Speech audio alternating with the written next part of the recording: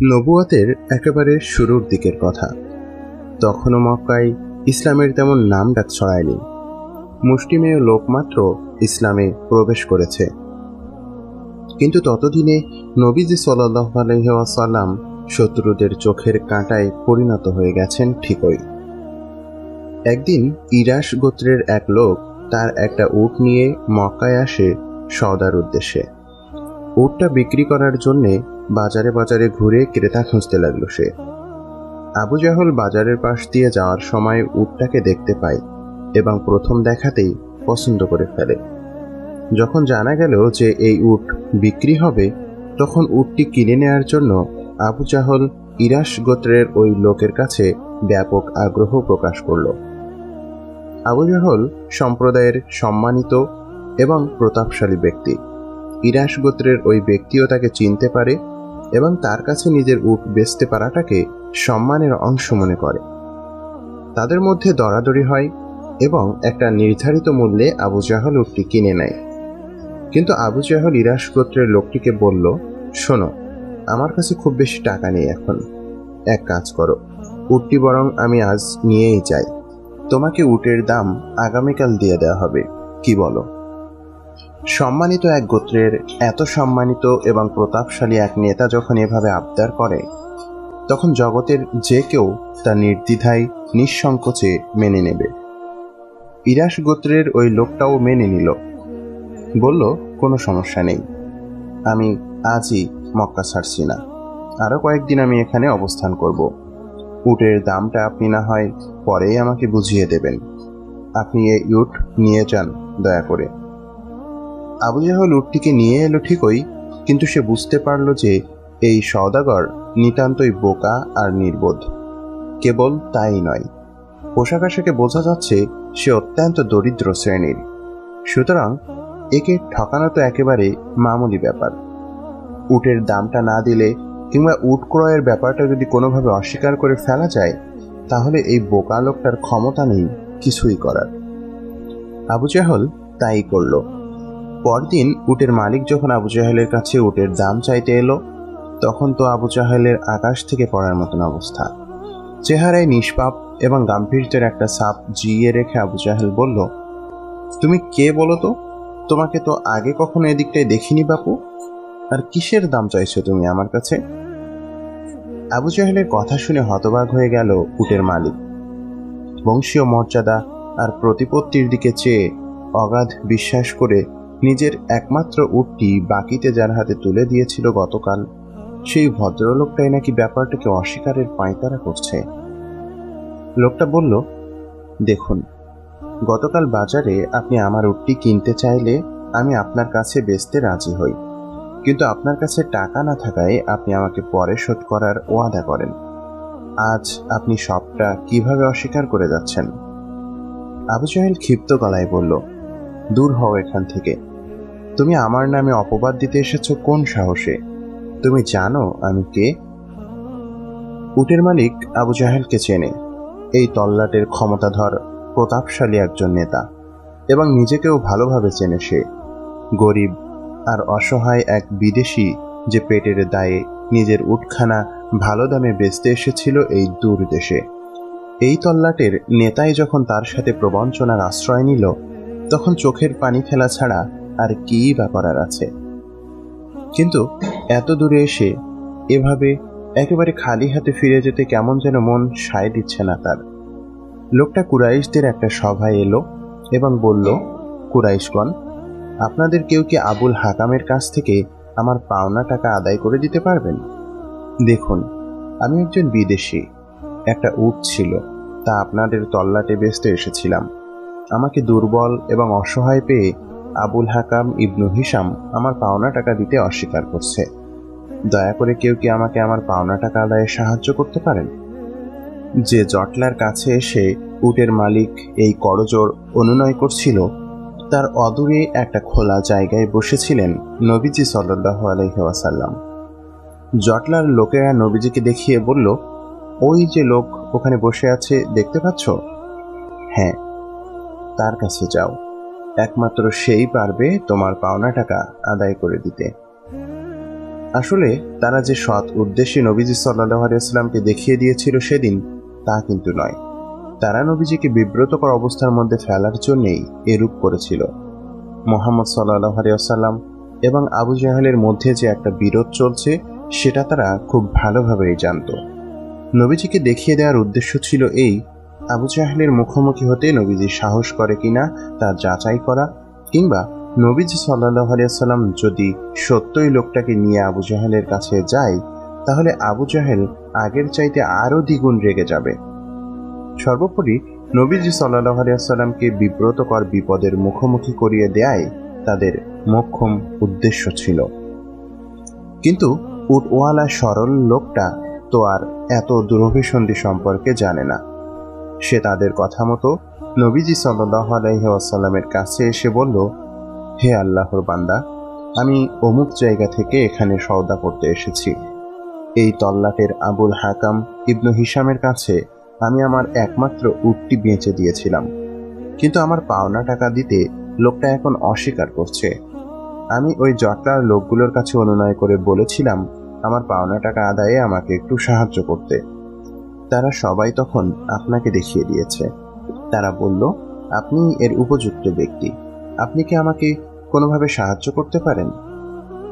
সবটা শুনে নবীজি সাল্লাল্লাহু আলাইহি ওয়াসাল্লাম বললেন, চলুন আমার সাথে। লোকটাকে সাথে নিয়ে নবীজি সাল্লাল্লাহু আলাইহি ওয়াসাল্লাম ঠিক আবু জাহেলের গৃহে উপস্থিত হলেন। ঘরের দরজার কড়া নাড়তেই ভেতর থেকে আবু জাহেল বলে উঠল, কে কড়া নাড়ছে? নবীজি উত্তরে বললেন, আমি মুহাম্মদ ইবনে আব্দুল্লাহ ইবনে আব্দুল মুত্তালিব। কি চাই? একটু দরকার আছে, বাইরে এসো। আবু জাহেল দরজা খুলল এবং তার চেহারা খুব অস্বাভাবিক হয়ে উঠল। সাথে সাথে বাঘের মুখে পড়লে বনেদি হরিণের যে অবস্থা হয়, ঠিক সেরকম ভয়ার্ত চেহারা তার, যেন গলা শুকিয়ে একেবারে কাঠ। কোনোভাবে নিজেকে সামলে নিয়ে বলল, কি বলতে চাও বলো। নবীজি সাল্লাল্লাহু আলাইহি ওয়াসাল্লাম উটের মালিককে দেখিয়ে বলল, এই লোকটার কাছ থেকে উট কিনে তার দাম দিচ্ছ না কেন? এক্ষুনি তার দাম পরিশোধ করে দাও। আবু জাহেল এক দৌড়ে ভেতরে ঢুকে পড়ল এবং খানিক বাদে হাঁপাতে হাঁপাতে এসে উটের মালিকের হাতে তার ন্যায্য পাওনা বুঝিয়ে দিয়ে পুনরায় ঘরের ভেতর ঢুকে ধপাস করে দরজা লাগিয়ে দিল। নিজের পাওনা বুঝে পেয়ে উটের মালিক কৃতজ্ঞতায় গদগদ হলো নবীজি সাল্লাল্লাহু আলাইহি ওয়াসাল্লামের কাছে। তার মনে দুশ্চিন্তার যে কালো ছায়া ভর করেছিল এতক্ষণ, তা এই অচেনা লোকটা দূরীভূত করে দিলেন। লোকটা সওদার টাকা থলেতে পুরে নিয়ে খুশি মনে আগের সেই জটলার পাশ দিয়ে হেঁটে চলে যেতে লাগলো। তাকে দেখে জটলার কেউ একজন হাঁক ডেকে জানতে চাইল, কি হে পথিক, কি হলো তোমার পাওনা টাকার? তাদের ডাক শুনে থামলেন ইরাস গোত্রের ওই লোক। খুশিয়াল গলায় বললেন, আপনাদের দেখিয়ে দেয়া লোকটা আমাকে আবুল হাকামের বাড়িতে নিয়ে গিয়ে আমার পাওনা আদায় করে দিয়েছেন। আল্লাহ যেন তাকে উত্তম প্রতিদান দান করেন। উটের মালিকের উত্তর শুনে হতভম্ব হয়ে গেল জটলার লোকগুলো। এমন তো হওয়ার কথা না।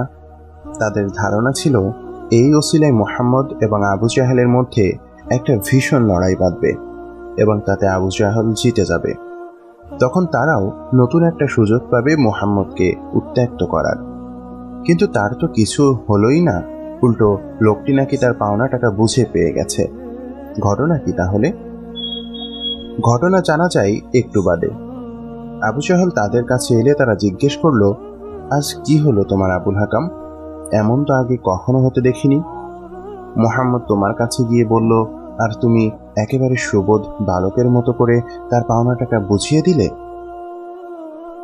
আবু জাহেল বিমর্ষ চেহারায় বলল, না, ঘটনা তোমরা যেমন ভাবছো তেমন নয়। মুহাম্মদ আমাকে কোনো একটা আদেশ করবে আর আমি তা অবলীলায় পালন করে তার আনুগত্য মেনে নেব, এমন বোধহীন আমাকে ভেবো না। তাহলে কি কারণে তুমি মুহাম্মদের কথায় ওই বেদুইনের পাওনা টাকা পরিশোধ করলে বলো তো? আবু জাহেলের চোখ থেকে ভয়ের রেশ তখনও পুরোপুরি কাটেনি। সে ভয়ার্ত গলায় ভীত সন্ত্রস্ত চেহারায় বলল, আজ আমার সাথে যা হয়েছে তার আপাত কোনো ব্যাখ্যা নেই। নিজের চোখ দুটোকে অবিশ্বাস করতে পারলে আনন্দ পেতাম বটে, কিন্তু এই দু চোখ দিয়ে আজ আমি যা দেখেছি তা কোনোভাবে অস্বীকার করারও সুযোগ নেই। জটলার লোকগুলো বলল, ভয়ানক কিছু একটা যে ঘটেছে তা তোমার চেহারার আকৃতিই বলে দিচ্ছে। তোমাকে ভীষণ ভয়ার্ত আর বিপর্যস্ত দেখাচ্ছে আবুল হাকাম। বলো তো খুলে, কি হয়েছে? মোহাম্মদ কি তোমার সাথে খুব খারাপ কিছু করেছে? খারাপ কিছু করেনি, কিন্তু খারাপ কিছু হতে পারত। যেমন? ঘটনার আদ্যপান্ত বলতে শুরু করলো আবু জাহল। শোনো তবে, আজ বিকেলে আমার দরজায় কড়া নাড়ার আওয়াজ পেলে আমি দরজা খুলে বেরিয়ে আসি। বিশ্বাস করো, বাইরে এসে আমি যে দৃশ্য দেখেছি তার চাইতে ভয়ঙ্কর, তার চাইতে অদ্ভুত জিনিস আমি এর আগে কখনো দেখিনি। সবাই বলল, আবুল হাকাম, তুমি কি এমন দেখলে যার ভয় তোমাকে এখনো তাড়িয়ে বেড়াচ্ছে? আমি দেখলাম দরজার কাছে মোহাম্মদ দাঁড়িয়ে আছে এবং তার পাশে ইরাস গোত্রের সেই উটোওয়ালা। মোহাম্মদকে দেখে আমি বিন্দুমাত্র ভয় পাইনি, কিন্তু তার পেছনে দাঁড়িয়ে থাকা ওই বিশাল জন্তুটাকে দেখে আমার প্রাণ ওষ্ঠাগত হওয়ার জোগাড়। ওই জন্তুর চোয়াল এত উঁচু যে তা যেন আকাশ ফুঁড়ে চলে যেতে যাচ্ছে। এত বিশাল ঘাড় ও ভয়ঙ্কর দাঁত বিশিষ্ট কোনো জন্তু আমি আগে কখনোই দেখিনি। বিশ্বাস করো, জন্তুটা এত বিশাল এক হা করেছিল যে আমার মনে হলো আমি যদি মোহাম্মদের কথাই উটের মালিককে তার পাওনা পরিশোধ না করতাম, তাহলে ওই ভয়ঙ্কর জন্তুটা আমাকে মুহূর্তের মাঝে গিলে সাবার করে ফেলত। সিরাত ইবনে ইসহাক খণ্ড 1 পৃষ্ঠা 196। আসলে আল্লাহ সুবহানাহু ওয়া তাআলা সেদিন বিশেষ সাহায্যের মাধ্যমে নবীজি সাল্লাল্লাহু আলাইহি ওয়াসাল্লামকে আবু জাহলের মুখোমুখি করেছিলেন। অবস্থা এমন করেছিলেন যে ঘরের বাইরে এসে নবীজি সাল্লাল্লাহু আলাইহি ওয়াসাল্লামকে অপমান অপদস্থ করা তো দূর, নিজের প্রাণের ভয়ে সে তটস্থ হয়ে পড়ল। নবীজি সাল্লাল্লাহু আলাইহি ওয়াসাল্লামের জন্য আল্লাহর পক্ষ থেকে আসা বিশেষ সাহায্য ছিল এটা। কিন্তু এই ঘটনা আমাদের সন্ধান দেয় নবীজির মহান এক গুণের। ওই সময় মক্কার আবু জাহেলের চাইতে বড় কোনো শত্রু নবীজির ছিল না। নবীজির বিরুদ্ধে সারাক্ষণ কোনো না কোনো শয়তানিতে লিপ্ত ছিল আবু জাহেল।